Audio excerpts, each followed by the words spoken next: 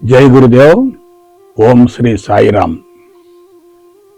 అనంత ప్రేమ స్వరూపులారా, ప్రస్తుత కాలమాన పరిస్థితులలో మనుషులంతా కూడా సమస్యల సుడిగుండంలో చిక్కుకుపోతున్నారు. అతి భయంకరమైనటువంటి రుగ్మతలకు లోనవుతున్నారు. వాటి నుంచి బయటపడటం కోసం అనేక రకాల విధానాలను అనుసరిస్తున్నారు, కానీ సమూల శాశ్వత పరిష్కారం మాత్రం లభించడం లేదు. సమస్యలు ఇంకా పెరుగుతున్నాయి, జబ్బులు ఇంకా పెరుగుతున్నాయి, పరిష్కారం మాత్రం లభించడం లేదు. ఇక మనిషికి భగవంతుడి యొక్క అండదండలు, ఆశీస్సులు మాత్రం తప్పనిసరిగా అవసరం అవుతుంది. అందుకే భగవంతుని గురించి తెలియజేసేటటువంటి విధానం కాబట్టి అందరూ కూడా ఆధ్యాత్మిక మార్గం వైపుకు ఆకర్షింపబడుతున్నారు, ఆ వైపుకు పరుగులు తీస్తున్నారు. అయితే ఆధ్యాత్మిక మార్గంలోకి ప్రవేశించడం చాలా సులభం. ఆ మార్గంలో పట్టు సాధించడం బహు కష్టతరం. ఎందువల్ల? ఆధ్యాత్మికత అంటే ఏందనుకున్నారు? ఆత్మను గురించి తెలియజేసేది, ఒక వ్యక్తిని ఆత్మస్థితికి చేర్చేది. ఆత్మ ఎక్కడ ఉంటుంది, ఎలా ఉంటుంది? ఆత్మ అనేది సూక్ష్మాతి సూక్ష్మమైనటువంటి శుద్ధ చైతన్యం కదా. అది కంటికి కనిపించదు కదా. దాన్ని భౌతిక నేత్రాలతో చూడటం సాధ్యం కాదు కదా. అది సూక్ష్మాతి సూక్ష్మమైనటువంటి శుద్ధ చైతన్యం కదా. అందుకే ప్రవేశించేవారు లక్షల సంఖ్యలో ఉన్నారు, పరిణతి చెందేవాళ్ళు తక్కువగా ఉన్నారు. సరే, ఒక విషయం చెప్తున్నాను. 1000 సంవత్సరాల క్రితం ఆధ్యాత్మిక మార్గంలో ప్రవేశించి పరిణతి చెందటం సులభమైంది. కానీ ప్రస్తుతం ఆధ్యాత్మిక మార్గంలోకి ప్రవేశించడం సులభమే, కానీ పరిణతి చెందడం బహు కష్టతరం. ఒక మాట చెప్తున్నాను, ఆధ్యాత్మిక మార్గంలోకి ప్రవేశించడం అంటే అభిమన్యుడి పద్మవ్యూహంలోకి ప్రవేశించడమే. ప్రవేశించే మార్గం మాత్రం తెలిసింది, కానీ ఆ పద్మవ్యూహాన్ని ఛేదించుకుని బయటకు వచ్చేటటువంటి మార్గం తెలియదు కదా, తెలియటం లేదు కదా. ఎందువలన? మామూలు భౌతిక పదార్థాన్ని గురించి తెలుసుకోవటం వేరు, కానీ ఆత్మను గురించి తెలుసుకోవటం వేరు. నా అంచనా ప్రకారం ఆధ్యాత్మిక మార్గంలోకి ప్రవేశించిన ఆత్మను గురించి అవగాహన గావించుకునే వాళ్ళు అతి కొద్ది మంది ఉంటారు. తెలుసుకోవటానికే దశాబ్దాల తరబడి కాల వ్యవధి అవసరం అవుతుంది. దశాబ్దాల తరబడి కాల వ్యవధి అవసరం అవుతుంది. మరి అనుభవంలోకి రావటం ఎట్లా? తెలుసుకోవటం చాలా సులభం, కానీ అనుభవంలోకి రావటం బహు కష్టతరం. తెలుసుకున్నది అనుభవంలోకి రాలేదనుకోండి, ఆ వ్యక్తి అంతరంగం ఎలా ఉంటుంది? తీవ్రమైనటువంటి అసంతృప్తికి లోనవుతుంది. అసంతృప్తి అంటే మానసిక రుగ్మత. ఆత్మ ఎక్కడో ఉంది, సుదూరంగా ఉంది, ప్రపంచానికి భిన్నంగా ఉంది. అటువంటి ఆత్మను ప్రత్యక్షంగా చూడటం సాధ్యం కాదు, ఊహించుకోవటం సాధ్యమవుతుంది. నేను భగవంతుడను అని ఊహించుకోవటం చాలా సులభం. భగవంతుడను అనేటటువంటి విషయం అనుభవంలోకి రావటం చాలా కష్టం. ఊహ వేరు, వాస్తవం వేరు. ప్రస్తుతం ఆధ్యాత్మిక మార్గంలోకి ప్రవేశించడానికి ఎన్నో దారులు ఉన్నాయి, ఎన్నో మార్గాలు ఉన్నాయి. కానీ ప్రవేశించిన తర్వాత పరిణతి చెందటానికి ఒక రకంగా కత్తి మీద సాములాగా ఉంటుంది. సరే, ప్రవేశించడం జరిగింది, భగవంతుని గురించి ఎంతో కొంత మేరకు అవగాహన కలిగింది. అనుభవం రాకపోతే, అనుభవాన్ని పొందకపోతే ఏమవుతుంది? అతను సమత్వాన్ని సమతుల్యాన్ని కోల్పోతాడు.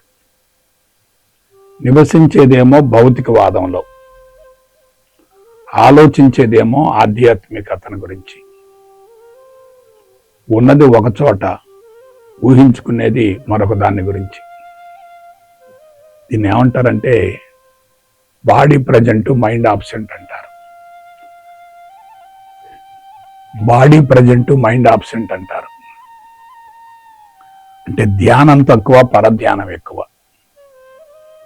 ఒక శాస్త్రవేత్త ఏం చేస్తాడు? ప్రయోగశాలలో కూర్చొని లోతుగా అధ్యయనం చేస్తూ ఉంటాడు, పరిశోధన చేస్తూ ఉంటాడు. మనిషి ఎక్కడున్నాడు? ప్రయోగశాలలో ఉన్నాడు. దేని గురించి పరిశోధన చేస్తున్నాడు? ఎక్కడో ఉన్న దాని గురించి పరిశోధన చేస్తున్నాడు. బాడీ ఎక్కడుంది? ప్రయోగశాలలో ఉంది. మైండ్ ఎక్కడుంది? ఎక్కడో బయట ఉంది. సూక్ష్మ శరీరం, స్థూల శరీరం రెండు వేరై ఉన్నాయి అనుకోండి, అది పరధ్యానం అవుతుంది. ధ్యానం ద్వారా శక్తి పెరుగుతుంది, పరధ్యానం ద్వారా శక్తి విపరీతంగా హరించుకుపోతుంది. ఇక మరొక విషయం చెప్తున్నాను. ఆధ్యాత్మిక మార్గంలో ఒక ప్రమాదకరమైనటువంటి జబ్బు ఉంది. అదేమిటంటే ఒకరితో మరొకరిని పోల్చుకోవటం. ఈ పోల్చుకునేటటువంటి విధానంలో అవతల వ్యక్తి నాకంటే ఉన్నతంగా ఉన్నాడు అనే భావన కలిగిందనుకోండి, ఇతనిలో ఆత్మన్యూనత ఏర్పడుతుంది కదా, అసంతృప్తి పెరుగుతుంది కదా. తాను కూడా ఆ స్థితికి చేరాలని చెప్పి కసరత్తు చేస్తూ ఉంటాడు కదా, తీవ్రమైనటువంటి అన్వేషణ చేస్తూ ఉంటాడు, పరిశోధన చేస్తూ ఉంటాడు.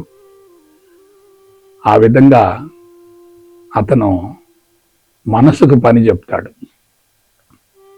శారీరక శ్రమ తగ్గుతుంది,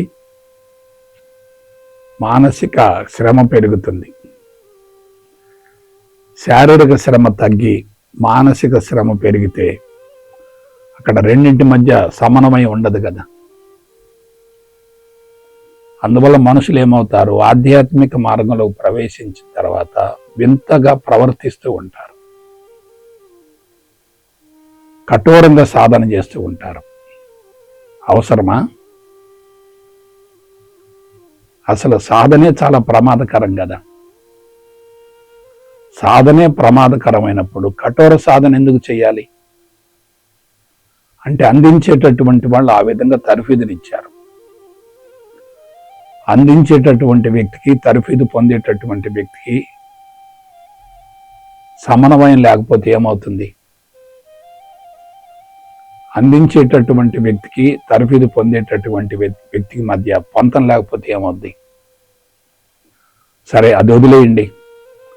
అందించేటటువంటి వ్యక్తికి అనుభవం లేదనుకోండి, అందుకునేటటువంటి వ్యక్తికి సమాచారాన్ని ఇస్తాడు, పాండిత్యాన్ని ఇస్తాడు, అతని ఊహల్లో తేలియాడేటట్టు చేస్తాడు.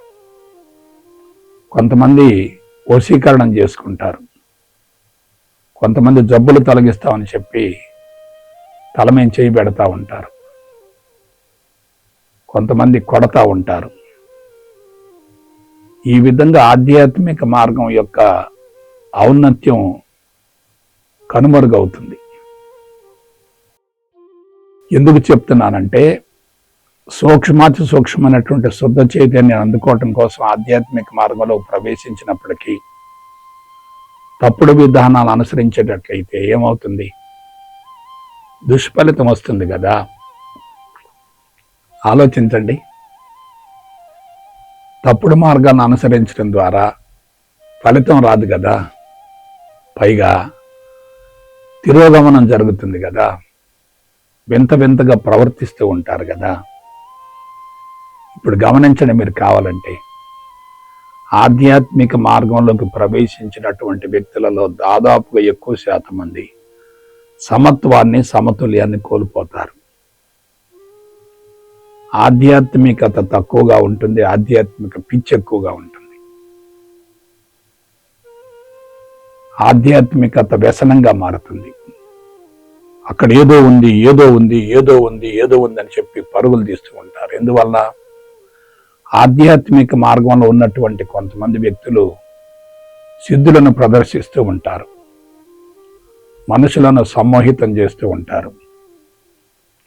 ఆ విధంగా ఎవరైతే ఉంటారో వాళ్ళని చూసి మిగతా వాళ్ళు కూడా అనుకరించే ప్రయత్నం చేస్తూ ఉంటారు. కాబట్టి అక్కడ ఏం జరుగుతుంది ఒకసారి విశ్లేషించుకోండి. ఆధ్యాత్మిక పిచ్చి పెరుగుతుంది. పిచ్చితో ఉన్నటువంటి వ్యక్తి ప్రవర్తన ఇతరులకు అసౌకర్యంగా ఉంటుంది కదా. అందుకే కుటుంబంలో ఒక వ్యక్తి ఆధ్యాత్మిక మార్గంలో ఉంటే మిగతా వాళ్ళు అతన్ని వెలివేస్తూ ఉంటారు. అతనేమనుకుంటాడు, మిగతా వాళ్ళంతా చెడిపోతున్నారు, నేను ఒక్కనే బాగుపడుతున్నాను అనుకుంటాడు. వాళ్ళేమనుకుంటారు, ఈయన ఆధ్యాత్మిక మార్గంలో ప్రవేశించి కుటుంబాన్ని నష్టపరుస్తున్నాడని చెప్పి అనుకొని ఆ వ్యక్తిని వ్యతిరేకిస్తూ ఉంటారు. నేను చాలామందిని చూశాను. కొంతమంది క్లాసులు చేసిన తర్వాత ఆధ్యాత్మిక పిచ్చిలో పడి మరణించారు. కొంతమంది భౌతికవాద మత్తులో ఉండి నష్టపోతుంటే మరి కొంతమంది ఆధ్యాత్మిక పిచ్చిలో పడి నష్టపోతున్నారు. రాత్రులు కొంతమంది నిద్రపోరు, గంటల తరబడి సాధన చేస్తూ ఉంటారు. గంటల తరబడి సాధన చేస్తూ ఉంటే శరీరం ఏమవుతుంది, బలహీనపడుతుంది కదా. శరీరం బలహీనపడితే ఆకలి తగ్గుతుంది కదా, నిద్ర కూడా సరిగా ఉండదు కదా, పిచ్చి పిచ్చిగా సాధన చేస్తూ ఉంటారు కదా. ప్రపంచాన్ని మార్చాలని చెప్పి పరుగులు తీస్తూ ఉంటారు కదా. ఆధ్యాత్మికతను గురించి అతిగా తెలియజేస్తూ ఉంటారు కదా. అక్కడ అనుభవాన్ని తెలియజేయటం వేరు, మార్గాన్ని గురించి ఎక్కువగా చెప్పటం వేరు. మనం మన అనుభవాన్ని ప్రత్యక్షంగా చూపించగలిగితే ఎలా ఉంటుంది, వేరే వాళ్ళ అనుభవాన్ని బోధిస్తే ఎలా ఉంటుంది. వేరే వాళ్ళ అనుభవాన్ని బోధించినందువల్ల అది సత్యం కాదు కదా, అది కేవలం సమాచారం అవుతుంది, పాండిత్యం అవుతుంది కదా. ఆలోచించండి. ఇదంతా నేను ఎందుకు చెప్తున్నానంటే, భౌతికవాదం ఆధ్యాత్మికతలు రెండు కూడా వేరు కాదు. లౌకిక జీవితం ఆధ్యాత్మికతలు రెండు వేరు కాదు. ముందు ఆర్థిక వనరులు ఉండాలి, కుటుంబం ప్రశాంతంగా కొనసాగాలి, ఆ తదుపరి ఆధ్యాత్మిక మార్గాన్ని అనుసరించాలి. కుటుంబంలో సమస్యలు ఉన్నాయనుకోండి, ఆధ్యాత్మిక మార్గాన్ని అనుసరిస్తే కలిగేటటువంటి ప్రయోజనం ఏమిటి? లౌకిక జీవితం అస్తవ్యస్తంగా ఉంది, సమస్యాత్మకంగా ఉంది, చుట్టూన్నటువంటి వ్యక్తులతో నిరంతరం ఘర్షణ జరుగుతూ ఉంది. అటువంటి స్థితిలో ఆధ్యాత్మిక మార్గాలకు ప్రవేశించిన ప్రయోజనం లేదు కదా. కొంతమంది జీవన విధానం ఎలా ఉంటుందంటే, ఆధ్యాత్మిక మార్గంలో వైఫల్యం చెందుతారు. వైఫల్యం చెందినటువంటి వ్యక్తులు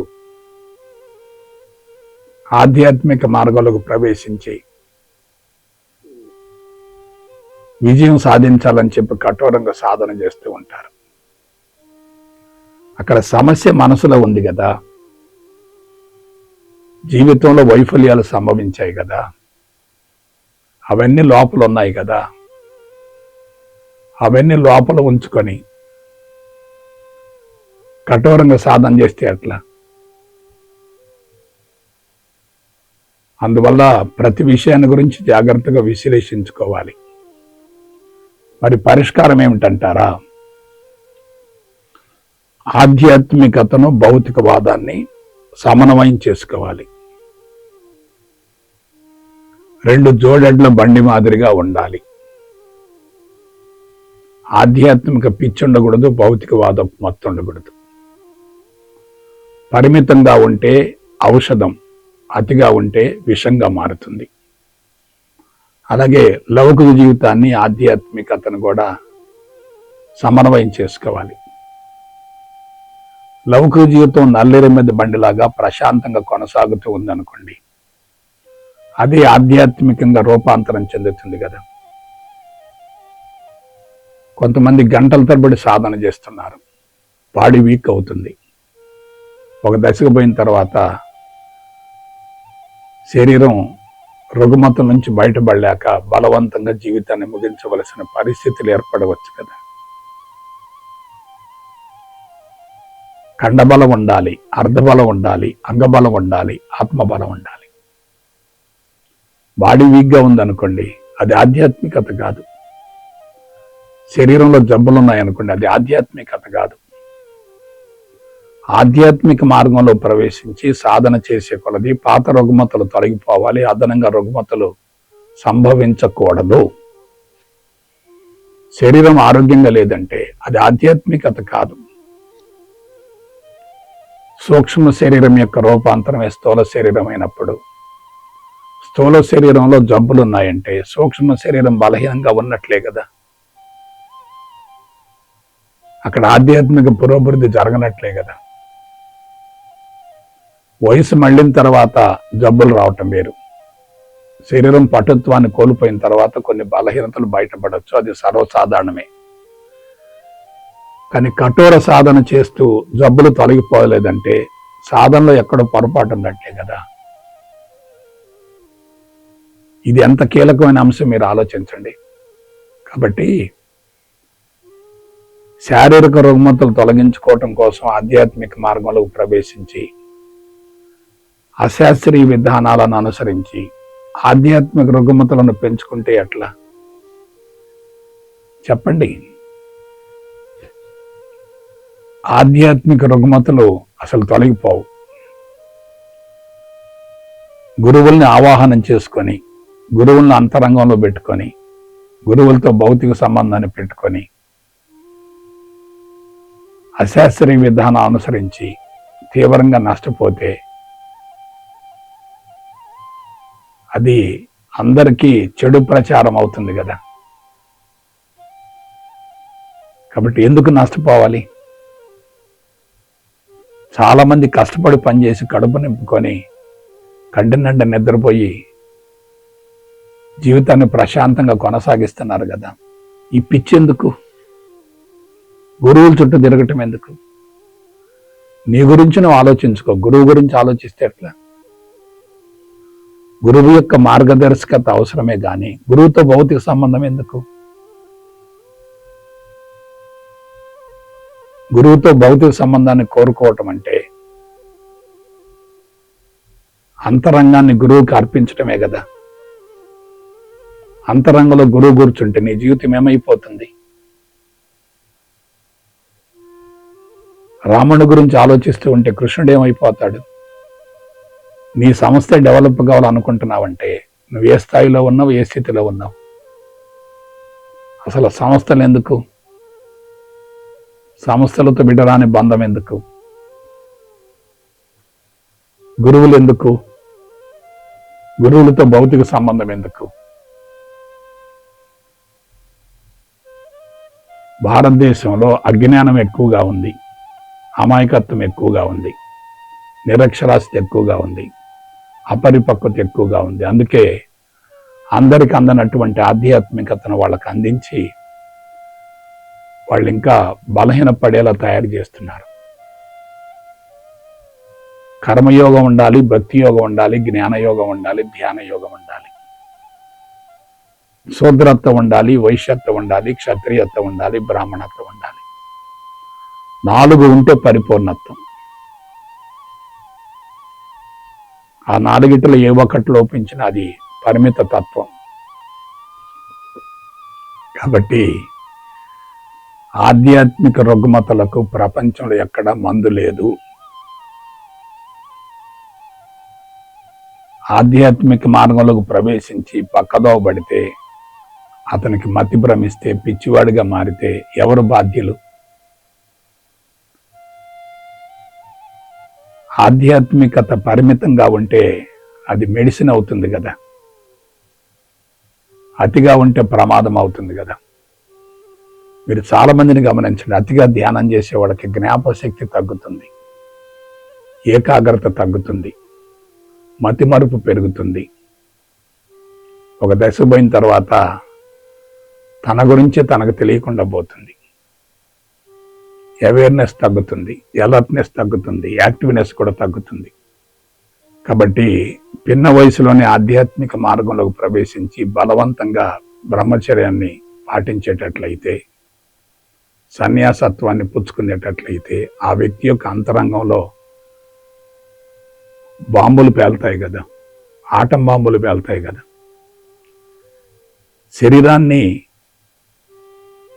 దశల వారీగా సమాయత్తం చేయాలి తప్ప బలవంతంగా దాన్ని ఆధ్యాత్మికత వైపుకు మళ్ళిస్తే ఎట్లా? శారీరక అవసరాలు తీరటలేదు కదా.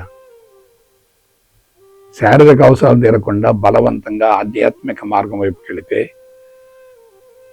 శారీరక అవసరాలు ఏమైపోతాయి? సంసార జీవితానికి దూరంగా ఉండాల్సిన అవసరం ఏంటి? సెక్స్ను బలవంతంగా అణుచుకోవాల్సిన పని ఏంది? ముందు బ్రహ్మచర్యం, తర్వాత గృహస్థు, తర్వాత వానప్రస్థం, అంతిమంగా సన్యాసం అంటున్నాం కదా. యుక్త వయసులోనే సన్యాసం పుచ్చుకోవాల్సిన అవసరం ఏంటి? శారీరక అవసరాన్ని బలవంతంగా అణుచుకోవాల్సిన అవసరం ఏంటి? అలా అణుచుకుంటే అంతరంగం ఏమవుతుంది? పిచ్చిగా మారుతుంది, ఉన్మాదంగా మారుతుంది కదా. ఎంత పొరపాటు జరుగుతుందో మీరు ఆలోచించండి. అసలు ప్రత్యేకంగా ఆధ్యాత్మికత లేదు. ఇవాళ ప్రపంచంలో కనిపించేటటువంటి ఆధ్యాత్మికత మొత్తం కూడా దైనందిన జీవితంలో ఒక భాగంగా మలుచుకోవాలి. కుటుంబ బాధ్యతను సక్రమంగా నిర్వహించడమే ఆధ్యాత్మికత కదా. చాలా మంది ఆధ్యాత్మిక మార్గంలోకి ప్రవేశించకుండానే ఆధ్యాత్మికతను అద్భుతంగా అనుభవిస్తున్నారు. చాలా మంది ఆధ్యాత్మిక మార్గంలో ప్రవేశించి కుటుంబాన్ని వదిలిపెట్టి ఒంటరి జీవితానికి అలవాటు పడి హిమాలయ పర్వతాల చుట్టూ తిరుగుతూ, స్వామీజీల చుట్టూ తిరుగుతూ, బాబాల చుట్టూ తిరుగుతూ నేనేదో పొందానని చెప్పి అందరికీ ప్రచారం చేసుకుంటూ అందరినీ ఆ వైపుకు మళ్లించి వాళ్ళను కూడా చెడగొడుతున్నారు కదా. కాబట్టి నీలోనే అంతా ఉంది, ఎక్కడికి వెళ్ళాల్సిన పని ఏంటి? నీ బాధ్యతలను సక్రమంగా నిర్వహించు, ధర్మంగా జీవించు, శీల సంపదతో వ్యవహరించు, నైతిక విలువలను పాటించు, సమాజానికి నీ వంతు విశిష్టమైనటువంటి సేవలను అందించు.